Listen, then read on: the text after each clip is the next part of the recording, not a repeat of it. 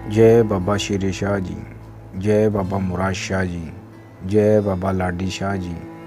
नकोदर शहर, जिसे पीरों और फ़कीरों की धरती भी कहा जाता है। नकोदर, जिसका मतलब ही है इस जैसा ना कोई दर, जहाँ ब्रह्म ज्ञानियों ने जन्म लिया और इस धरती को 4 चांद लग गए। आज़ादी से पहले की बात है, एक फ़कीर बाबा शेर शाह जी जो पाकिस्तान से पंजाब आए, उन्होंने रहने के लिए नकोदर की धरती को चुना, जो वीरानों और जंगलों में रहना ही पसंद करते थे। बाबा जी ज़्यादातर लोगों को अपने पास आने से रोकते थे, जिससे उनकी इबादत में विघ्न ना पड़े, और कभी कभी छोटे पत्थर भी मारते थे, जिससे उन्हें लोग पागल समझे और पास न आए। वो अपना ज़्यादातर वक्त ईश्वर की बंदगी में ही लगाते थे और वारे शाह की हीर पढ़ते रहते थे।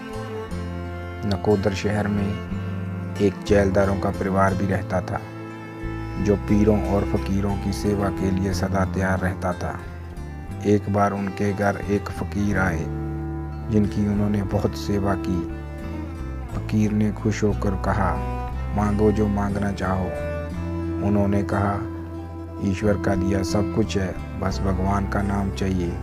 फ़कीर ने कहा, एक नहीं बल्कि 2-2 भगवान का नाम लेने वाले तुम्हारे घर पैदा होंगे। उस परिवार में जल्द ही एक बच्चे ने जन्म लिया, जिसका नाम विद्यासागर रखा, जिनको आज हम बाबा मुराद शाह जी के नाम से जानते हैं। बाबा जी 3 भाई थे।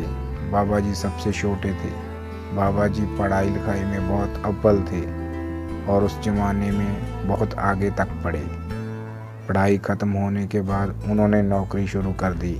बाबा जी बिजली बोर्ड दिल्ली में एसडीओ के पद पे काम करते थे। जहाँ बाबा मुराद शाह जी काम करते थे, उनके साथ एक मुस्लिम लड़की भी काम करती थी। बाबा मुराद शाह जी उनसे रूहानी प्यार करते थे। एक दिन उस लड़की की शादी तय हो गई और उसने बाबा मुराद शाह जी से कहा कि अगर मुझसे शादी करनी है तो पहले मुसलमान बनना पड़ेगा। यह सुनकर बाबा जी ने घर चले जाने का फ़ैसला लिया, नौकरी छोड़ दी और एक तरह से दुनिया की हर चीज़ से मोह टूट गया। उन्होंने वारे शाह की हीर किताब खरीदी और हीर पढ़ते पढ़ते नकोदर की तरफ पैदल ही चलते रहे, और रास्ते में जितने भी धार्मिक स्थान आए वह सजदा करते हुए चलते रहे और नकोदर पहुंच गए। जब घर के पास पहुंचे तो उन्हें बाबा शेर शाह जी के दर्शन हुए। शेर शाह जी ने आवाज़ लगाई, विद्यासागर कहाँ जा रहे हो? बाबा जी ने सोचा यह कोई रूहानी इंसान लगते हैं और उनके पास चले गए। शेर शाह जी ने पूछा, क्यों फिर मुसलमान बनना है? बाबा जी ने कहा, जी बनूंगा। शेर शाह जी ने कहा, जाओ फिर एक बार अपने घर जाकर सबसे मिल आओ और आकर टूटी प्यार की तार को ईश्वर से जोड़ लो।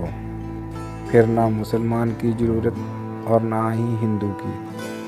बाबा मुराद शाह जी घर जाके सबसे मिल आए और शेर शाह जी के पास आकर रहने लगे और उनकी सेवा करने लगे।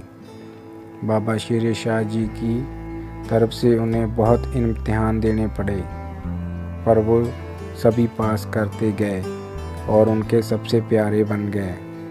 पर लोगों ने बातें करनी शुरू कर दी कि जैलदारों का लड़का नौकरी छोड़ के एक फ़कीर के पीछे लग गया। यह सुनकर बाबा जी के बड़े भाई उनको अक्सर पकड़कर घर ले आते और कभी कभी हाथ भी उठाते।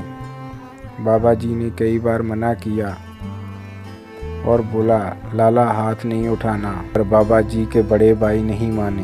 बाबा जी ने अंत में कहा, अब तुम्हें फिर देखूंगा मारते हुए, जब तुम्हारा बेटा तुम्हारी आंखों के सामने फ़कीर बनेगा। फ़कीरों की जुबान हमेशा अटल रहती है। यह कहकर बाबा जी शेर शाह जी के पास चले गए। ऐसे ही चलता रहा। आज़ादी के कुछ साल बाद एक दिन शेर शाह जी के बेटे और बहू उनको वापस लेके जाने के लिए आ गए। शेर शाह जी कहने लगे कि मुझे लेके जाने से पहले विद्यासागर से पूछ लो। बाबा जी बोले, आपके पिता है, मैं कैसे मना कर सकता हूँ, जैसे आप ठीक समझो। फिर बाबा जी शेर शाह जी से बोले कि आप मुझे बहुत याद आओगे। शेर शाह जी बोले, जब भी तू मुझे याद करा करेगा तुझसे मैं मिलने आ जाया करूँगा। फिर जब शेर शाह जी जाने लगे तब बाबा जी को पास बुलाया और बोले, मेरे बाद दुनिया तुझे याद रखेगी, तेरा नाम रहती दुनिया तक आबाद रहेगा, तू मेरी पीढ़ी का वारिस है। आज के बाद दुनिया तुझे मुराद शाह के नाम से याद रखेगी और जो भी तुम्हारे दर पे आएगा मुँह मांगी मुराद पाएगा। फिर बाबा मुराद शाह जी वहीं रहने लगे जहाँ शेर शाह जी रहते थे। उस समय वहाँ जंगल की तरह था और एक पानी का तालाब था जहाँ आज एक खूबसूरत दरबार है। बाबा मुराद शाह जी हीर पढ़ते रहते थे और अपने मुर्शद को याद करते रहते थे। बाबा जी के पास एक बंदर और एक तूंबी भी थी। एक दिन बाबा जी बैठे थे, तभी एक औरत रोटी का डिब्बा लेकर जाते हुए देखा। बाबा जी ने उनको आवाज़ लगाई और कहा, माता कहाँ जा रही हो? औरत ने कहा, मेरे लड़कों को फांसी होने वाली है, मैं उनके लिए रोटी लेके जा रही हूँ। बाबा जी बोले, वो तो बरी हो गए। औरत को लगा कि वह मजाक कर रहे हैं। जब वह आगे गई तो आगे खड़े एक पुलिस वाले ने बताया कि तुम्हारे लड़के तो बरी हो गए और चले गए। वह औरत बहुत खुश हुई। फिर वो औरत बाबा जी के पास दोबारा गई। वह अक्सर उनके लिए चाय लेके जाती और उनके कपड़े धोकर साफ करके रख जाती। बाबा जी उस औरत को अपनी माँ समझते थे। एक दिन बाबा जी ने उस औरत को कहा, माता तुम्हारे लड़कों को इंग्लैंड भेज दें? वह कहने लगी, हम तो बहुत गरीब हैं, हम कैसे भेज सकते हैं? बाबा जी ने कहा, मैंने तुम्हें अपनी माँ कहा है, अपने लड़कों को बोलो दिल्ली जाकर इस इंसान को मिलें, वह बाहर ज़रूर चले जाएंगे। ऐसा ही हुआ और कुछ समय के बाद दोनों लड़के इंग्लैंड चले गए। बाबा मुराद शाह जी हर साल मेला भी करवाते थे जिस पर कव्वाली होती थी, जिस मेले पर कुछ गिनती के ही लोग आते थे। हर साल मलेरकोटला से कव्वाल आते और गाते थे। उस समय के मुताबिक बाबा जी के पास जो पैसे होते वह उनको दिए और कहा, मेरे बाद लाडी साईं जी यहाँ आएंगे और तेरा हिसाब तुम्हारे बेटे और पोतों को कितने गुना करके लौटाएंगे। आज भी वही कव्वालों की पीढ़ी दर पीढ़ी चलती आ रही है और जब भी मेले पर शुरू होता है वही कव्वाली शुरू करते हैं। ऐसे ही समा निकलता गया। बाबा मुराद शाह जी हमेशा नंगे पांव चलते थे। बाबा शेर शाह जी ने एक बार कहा था, मुराद जिस दिन तुम्हारे पैर में कांटा चुभ गया तो समझ लेना मैं दुनिया छोड़ गया। एक दिन चलते चलते बाबा मुराद शाह जी के पैर में कांटा चुभ जाता है। बाबा जी से अपने मुर्शद का बिछोड़ा नहीं सहा गया और वो भी जल्दी 28 साल की उम्र में 1960 में शरीर छोड़ गए। बाबा मुराद शाह जी ने 24 साल की उम्र में फ़कीरी शुरू की थी और 28 साल की उम्र में दुनिया से चले गए।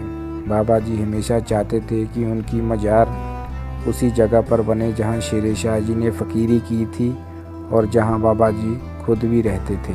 पर उस समय वह सरकारी ज़मीन थी। लोगों ने सोचा कि बाबा की मज़ार अगर बनाई तो सरकारी लोग मज़ार हटा ना दे, इतने बड़े फ़कीर की जगह के साथ अनादर ना हो, यह सोचकर लोगों ने बाबा जी की मज़ार शमशान घाट में ही बना दी। बाबा जी जिस औरत को अपनी माँ कहते थे उसे सपने में दर्शन दिए और कहा, मेरी मज़ार वहाँ क्यों नहीं बनाई जहाँ मैंने कहा था? माता ने कहा, सरकारी लोग आपत्ति कर रहे थे। बाबा जी ने कहा, मेरे जितने भी कपड़े और वस्तुएं घर में पड़ी है उन्हें एक घड़े में डालकर वहाँ रखो और वहाँ भी मेरी जगह बनाओ, मैं खुद देखता हूँ कौन हटाता है।